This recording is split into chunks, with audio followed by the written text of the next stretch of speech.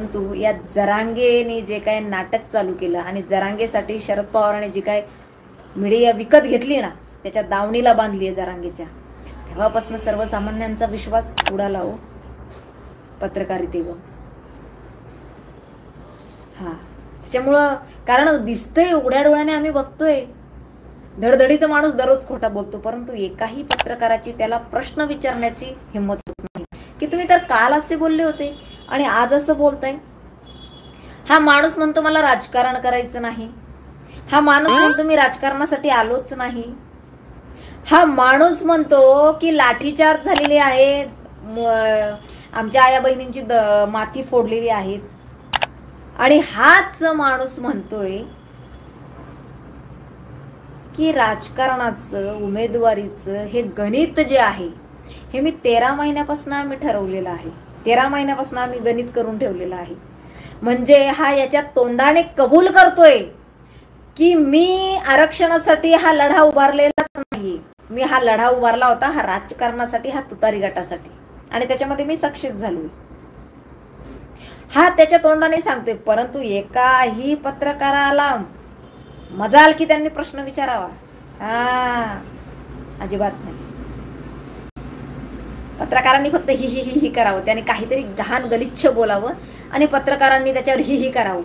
अरे तुम्ही मोठमोठ्या दिग्गज नेत्यांना उलट प्रश्न विचारताय की तुम्ही अशी का बोलता म्हणून, आणि हा काहीही घाणसारखं बोलतो, तुम्ही याला काहीच बोलत नाही. क्या बात आहे. तुमचा दोष नाही रे भावांनो, तो तुमच्या जे वर आहेत तुमचे संपादक असतील, तुमच्या चॅनलचे निर्माते असतील, अगदी आता काय तेच विकल्या गेले तर तुमच्याकडनं काय अपेक्षा करता. परंतु पत्रकारिता विकल्या गेली आहे जी इतकी कधीच विकल्या गेली नव्हती, याची फार खंत वाटते, फार खंत वाटते. भयंकर परिस्थिती याने करून ठेवलेली आहे. ज्या वेळेला स्वार्थाचा वास येऊ लागतो ना तुमच्या कार्याला, तो कुठलंही कार्य असू दे, त्यावेळेला ते कार्य मलिन झालेलं असतं आणि ते कार्य झिरो झालेलं असतं, त्याचा काहीही समाजाला फायदा होत नसतं, जसं काही जरांग्याने केलेलं आहे. त्याचं जे चाललंय ना नाटक, त्याला दररोज एक नेता उठतो आणि भेटा, मला कळत नाही या नेते लोकांचं का. अरे दिसतंय चित्र, दिसतंय चित्र तुमच्या पुढं की समाजाला कळून चुकलेला आहे, समाजाला कळून चुकलेला आहे हा कुणाचा माणूस आहे. त्यामुळे समाजाने याच्याकडे पाठ फिरवली. मी वारंवार सांगते की अंतरावली सराटीमध्ये जी सभा झाली ती भूतो ना भविष्य सभा झालेली आहे, परंतु त्यानंतर लोकसभेला यांनी जे काय तमाशा मांडला होता तेव्हा लोकांच्या लक्षात आलं, लोकसभेची निवडणूक झाल्यानंतरही लोकांच्या लक्षात आलं की हा कुणासाठी काम करत होता, आपल्याला याने आपला कसा वापर करून घेतला, आणि लोक सावध झाली. बाबाने त्यांना घरदार ठेवायला लावली, त्यांच्या बायकोचे दाणे मोडायला लावली, त्यांचे शेतं विकायला लावली. काही जणांनी बिचाऱ्यांनी काय अर्धा एकर एक एकर असेल त्यांच्याकडे ती शेती विकली, आणि याच्या सभेला गाड्या भरून भरून माणसं पाठवली. मी जे भविष्यवाणी केली होती ना ती सगळे आतापर्यंत खरी ठरत आलेली, त्यातले एकच फक्त राहिली, याच्या मागे समाज दगडी घेऊन लागणार आहे. याच्या डोळ्यातले जे परवाचे अश्रू होते ना ते त्याचेच होते. ते भीतीपोटी ना, भीतीपोटी ते अश्रू येत होते की आता मला हे तरुण पोर गावागावात घेरतील, आता मला सभा घेऊ. याच्या सभा नाही होणार आहेत बघा, आजी म्हणतो ना मग सभा तर होणार नाही, होऊ देणार त्याच्या सभा. मुलं ज्या मुलांना हा माघार घ्यायला लावणार आहे ना, ती पोरं याच्या सभा आहे ना, सभा होऊ देणार नाही, तेवढं लक्षात ठेवा. हे भविष्य याला कळून चुकलेलं आहे पुढचं, याला दिसतंय काय होणार आहे माझं आता, आणि त्याची सुरुवात येवल्यापासून झाली होती, एवढं लक्षात ठेवा. त्याची सुरुवात येवलापासून झालेली होती. ह्याच्यासारखा घमंड आणि याच्यासारखा घमंडी नीच माणूस आतापर्यंत कुठंच नाही. हा फक्त माझीच माडी, माझीच गाडी आणि माझ्याच बायकोची गोल गोल साडी. आता याचं असं चालू, म्हणजे याचं अगोदरपासून तेच चालू आहे. याने जे आंदोलनं केले, उपोषणं केले, हा मॅनेज मास्तर आहे. याने दुसऱ्यांच्या घरं पेटवून दिली आणि आपलं घर सुरक्षित ठेवलं. आणि त्याचं जिवंत उदाहरण म्हणजे कोपर्डीच्या ताईच्या त्या गुन्हेगारांवर जे काही याने मारेकरी पाठवले होते त्यांचे घरं उद्ध्वस्त केली याने. आहा मस्त मजेत फिरत होता.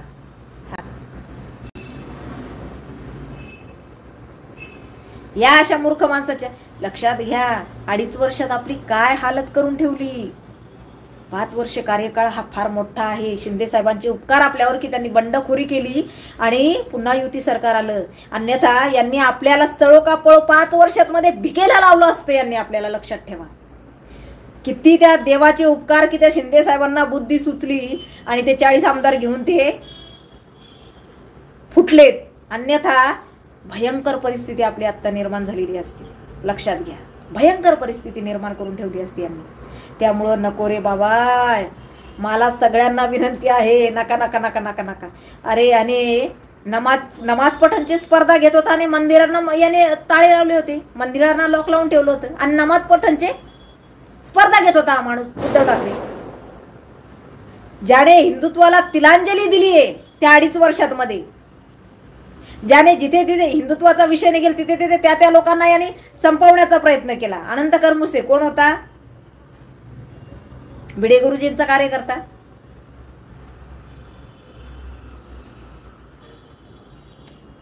ते याचे पालघरचे साधू त्यांना मारून टाकलं. नवनीत राणा आणि रवी राणा यांना हनुमान चालीसा म्हणणार पठण करणार म्हणून त्यांना 14 दिवस जेलमध्ये टाकलं. केतकी ती चितळेने फक्त आणि फक्त शरद पवारावर कोणीतरी कविता लिहिली होती, ती कविता फॉरवर्ड केली तिच्या अकाउंटवरनं, तर तिला 3 महिने आतमध्ये टाकलं. किती असंविधानिकरित्या वागलेत हे लोक. किती धर्मावर गदा आणली यांनी. आणि का मी यांना निवडून आणायचं परत? कशासाठी? धर्म संपवण्यासाठी. कशासाठी? सगळ्यांना वर ढुंगण करून नमाज पडायला लावायची का? जे त्या वाकडोद्दींनी शरद खानने जे काही स्वप्न उराशी बाळगलेलं आहे, सगळ्यांची खतना करायची, सुन्नत करायची, ती सुन्नत करण्यासाठी असं नाही होत येणार आहे. माझ्यासारखा सर्वसामान्य माणूस सुद्धा आवाज उठवायला लागला. ही ताकद आहे संविधानाची. पुन्हा ते 750 वर्ष जे मुघलांनी आपल्यावर राज्य केलं ना, ते पुन्हा नको घडायला. पुन्हा नको.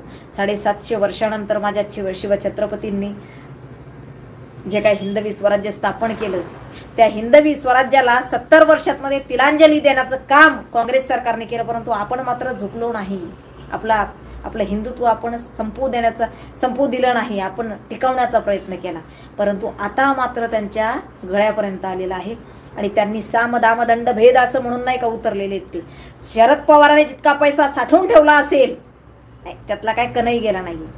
ज्याने आतापर्यंत कुणाच्या म्हणजे बघा ना, मला सांगा तुम्ही, रतन टाटाला काय कॅन्सर होता का हो? परंतु त्या व्यक्तीने टाटासारखं हॉस्पिटल उभारलंय. याला म्हणतात खरा देशभक्त. खरंच त्या माणसाला शतशः प्रणाम, नमन, कोटी कोटी प्रणाम त्याला. अरे या वाकड्याला इतका भयंकर रोग झालेला आहे तरी याने कुठं हॉस्पिटल चालू केलंय मला सांगा ना. आतापर्यंत कुठं केलंय याने? गोरगरिबांसाठी इथं मोफत उपचार मिळतील म्हणून केलंय का हो? करणार नाही तो. त्याच्या त्या बेवडीसाठी त्याने साठवून ठेवलंय. रूमाच्या रूमा भरून ठेवल्यात त्यांनी विदेशातल्या बँकांमध्ये तिकडं ठेवलेला आहे त्याने पैसा. म्हणून तर त्याच्या पोरीला 6 एकरात मध्ये 3 एकरात मध्ये 6 कोटीचे वांगे होतात तिकडं. माझं ऐकून 1-1 लाख लोक घेत आहेत, 2-2 लाख लोक घेत आहेत. बरं का रे? तू कोण आहे ते माहितीच नाही मला. एनडी राऊत अशीच असतात का रे? भंकस येड गांडे आहे तू, येड झवा. राऊत अशीच असतात. तर चला, पायाला मुंगी आलाय माझ्या. चला, हरकत नाही. जय श्रीराम सगळ्यांना. आणि हिंदुत्व टिकलं पाहिजे, हिंदुत्व जगलं पाहिजे. आणि यस, देव, देश आणि धर्म ह्याच्यासाठी जगायचं, ह्याच्यासाठी लढायचं हे माझ्या शिवछत्रपतींनी शिकवलंय, माझ्या पूर्वजांनी शिकवलंय. आपल्या देशाला स्वातंत्र्य मिळावं म्हणून ज्या ज्या महापुरुषांनी आपल्या प्राणांची आहुती दिली त्या सर्वांचं स्मरण आपल्याला ठेवायचं आहे. आणि एक लक्षात ठेवा, हिंदुत्व या देशामध्ये आहे म्हणून अनेक देशातली लोक फक्त भारताची संस्कृती आणि संस्कार बघण्यासाठी भारतामध्ये येत आहेत. ते आपल्याला टिकवून ठेवायचं आहे. भारताची संस्कृती आणि संस्कार आपल्याला मातीत मिसळू द्यायचे नाही.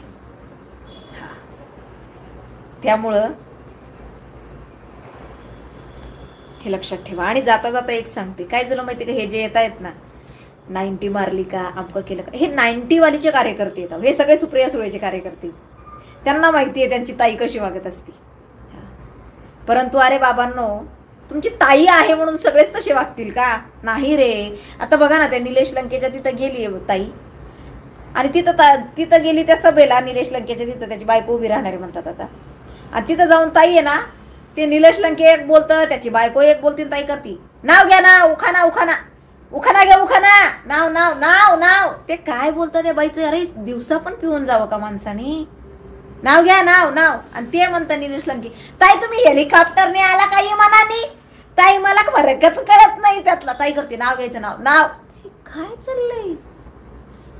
म्हणजे तुम्ही मोठ्या माणसाच्या पोटी जन्माला आलात, ती बाई म्हणजे एखादी व्यक्ती मोठ्या माणसाच्या पोटी, तिला बुद्धी नाहीये, तिला कळत नाहीये काहीच. ती कशी वागती, पण ती मोठ्या माणसाच्या पोटी जन्माला आलेली आहे. ती संविधानिक पदावर आहे म्हणून तिचं सगळं पोटात घालून घ्यायचं नाही का. आणि गोरगरिबांच्या लेकीबाळीला असं गलिच्छ बोलायचं, इतके तर भंगार जातीचे तुम्ही आहात. तुमच्याही पोटीपाटी लेकीबाळी आहेत ना, इथं करा आणि इथंच बरा. हे कलियुग आहे. सुप्रिया सुळेचे हाल तिचा बाप गेल्यानंतर तुम्ही बघाल काय होतात ते. थांबा रे. आमच्या बापाने आम्हाला जगायचं कसं हेही शिकवलं आणि वागायचं कसं हेही शिकवलं. त्यामुळे आमच्या बापाला ती काळजीच नव्हती की मी गेल्यानंतर माझ्या लेकरांचं काय होईल. परंतु हिचा बाप गेल्यानंतर हिचे हाल काय होणार आहेत ना, उभा महाराष्ट्र आहे ना उघड्या डोळ्याने बघेल. आणि त्यावेळेला काय कराल रे बेवडे हो तुम्ही?